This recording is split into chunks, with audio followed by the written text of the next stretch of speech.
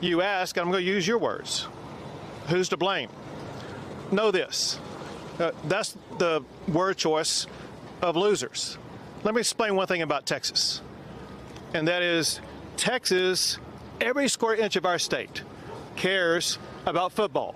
You could be in Huntsville, Texas, Houston, Texas, any size community, they care about football. High school, Friday night lights, college football, or pro. And know this, every football team makes mistakes. The losing teams are the ones that try to point out who's to blame. The championship teams are the ones that say, don't worry about it, man, we got this. We're going to make sure that we go score again, that we're going to win this game. The way winners talk is not to point fingers. They talk about solutions. What Texas is all about is solutions. You know, Willie, we're gonna get to the Russia story in a second, Willie, but I listened to the governor there. Oh, yeah, I can already hear it. Talking about football. Mm-hmm. And he said the winning teams, like when they lose, they go, come on, we're fine. Everybody's fine. We're going to get them next time. Maybe they do that in Texas. I don't think they do that in Texas. I'll tell you what they do in the SEC. You lose a football game, Bear Bryant will take you back into the locker room. Nick Saban will take you back into the locker room, and you'll hear about it nonstop, about what you did wrong, why you did it wrong, how you cost the team the game, and how you never do it again. In fact, Nick Saban, actually, you can see Nick Saban, he goes around and talks all the time about the importance of telling people when they make mistakes. Saban said, if I don't go up and get in people's face and tell them when they've made a mistake, I'm letting down the entire team. It creates a culture that allows permissiveness, that breeds mistakes, that makes a team worse and makes them repeat those mistakes week in, week out, week in, week out. So I don't even know. He should not have brought up football. That was so because I'm pretty painful. sure in Texas football, it's a lot like Alabama football. If you screw up, then there is immediate accountability. And if you don't understand that, then you go out in Alabama or Northwest Florida and you run wind sprints. And you keep running wind sprints. And you run what we call red dogs in Northwest Florida. You don't want to run red dogs in Northwest Florida. So again, this whole thing, like he's trying to hide behind Texas football, and he's trying to hide behind this tragedy to suggest we shouldn't be talking about accountability. He's got it exactly wrong, and the football metaphor underlines that. Jonathan and Lear and I were watching that. We said that'll be news to Bill Belichick or Nick Saban that you don't go back and watch the game film exactly over and over again to see what mistakes you might have made. And broadly, though, the idea of comparing to what we're watching in Texas and the death of all these people to high school football or any football or anything other than the complete tragedy that it is, and to not look and say, you know what, we need tomorrow to start installing these warning systems along the Guadalupe River that should have been there a long time ago to prevent the next thing. That's the right answer. And I also understand the sentiment of, hey, we are busy now trying and find the bodies of these people and bring them home to their families so they can have funerals. I get that. But you are government officials. You are elected officials. Your responsibility is to the people. And you need to figure out what happened and make sure it never happens again. And that, yes, is what Nick Saban or the head coach at Texas or the Dallas Cowboys or at Permian East would tell you, too. And that happens after every storm. That happens after every tragedy. They can do two things at one time. They can do search and rescue. They can care for those that are lost. And they can also ask, how did this happen?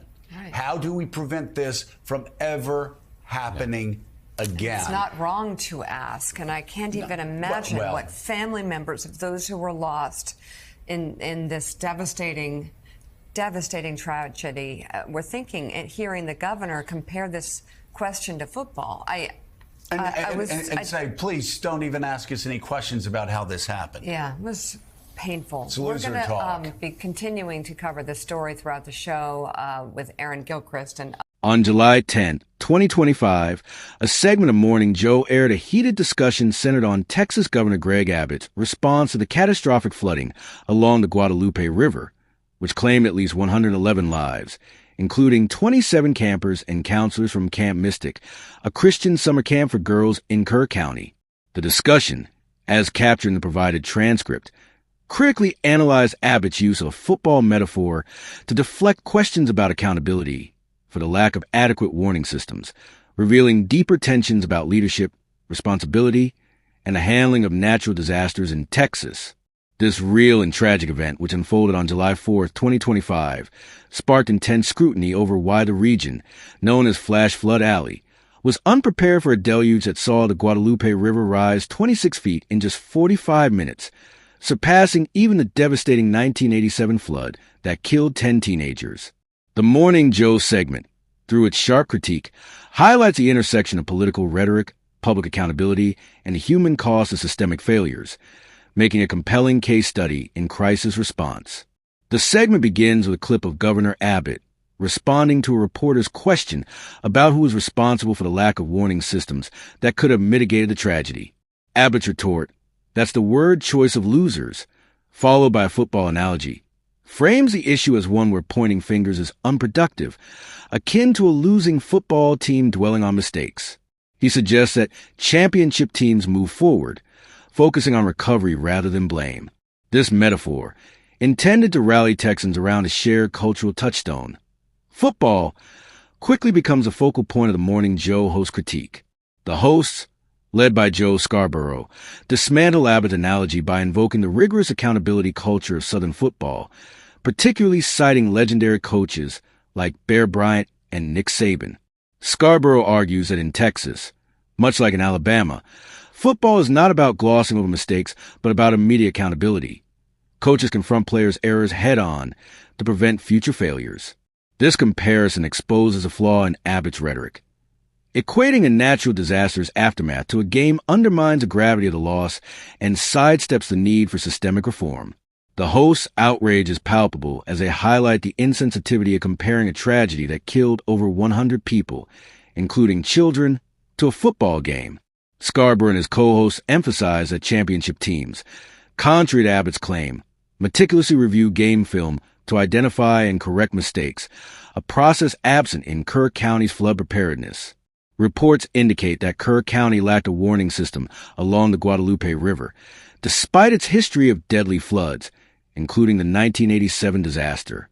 The National Weather Service issued a flood watch on Thursday, July 3, 2025, followed by a flash flood warning at 1:14 a.m. on Friday, but local officials, including Kerr County Judge Rob Kelly, claimed they were caught off guard, stating, "We didn't know this flood was coming." This admission, coupled with Abbott's deflection, fuels the host's argument that elected officials failed to act on available warnings, leaving camps and residents vulnerable. The Morning Joe discussion underscores the broader issue of accountability in governance. The hosts argue that leaders like Abbott have a dual responsibility: to manage immediate search and rescue efforts and to investigate systemic failures to prevent future tragedies. The absence of a county-administered warning system, despite past discussions about installing one, is a critical point of contention. Kerr County officials had considered flood warning sirens 6 years prior, but deemed them too costly, a decision that now haunts the region. The hosts stressed that asking, "How did this happen?" is not about blame, but about ensuring such a disaster never recurs. They draw parallels to football coaches like Saban, who create a culture of accountability to improve performance, suggesting that Texas leaders should adopt a similar mindset to protect lives.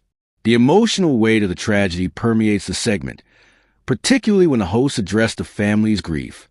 The loss of children at Camp Mystic, a century-old institution synonymous with joy and community, amplifies the stakes. The hosts imagine the pain of parents hearing Abbott's football analogy, which trivializes their loss. Social media posts from X reflect public sentiment, with users like @DavidNorthWSWS accusing Abbott and federal officials of having blood on their hands due to decades of underinvestment in infrastructure and warning systems. Others, like @CalCurmudgeon, echo the host's call for accountability, arguing that fostering improvement is a hallmark of winners. Ultimately, The Morning Joe segment is a powerful critique of leadership in crisis. It exposes how Abbott's attempt to deflect accountability with a football metaphor backfired, highlighting a disconnect between political rhetoric and the public's demand for answers. The Guadalupe River flooding, with its staggering death toll and haunting echoes of past disasters, underscores the need for robust warning systems and proactive governance.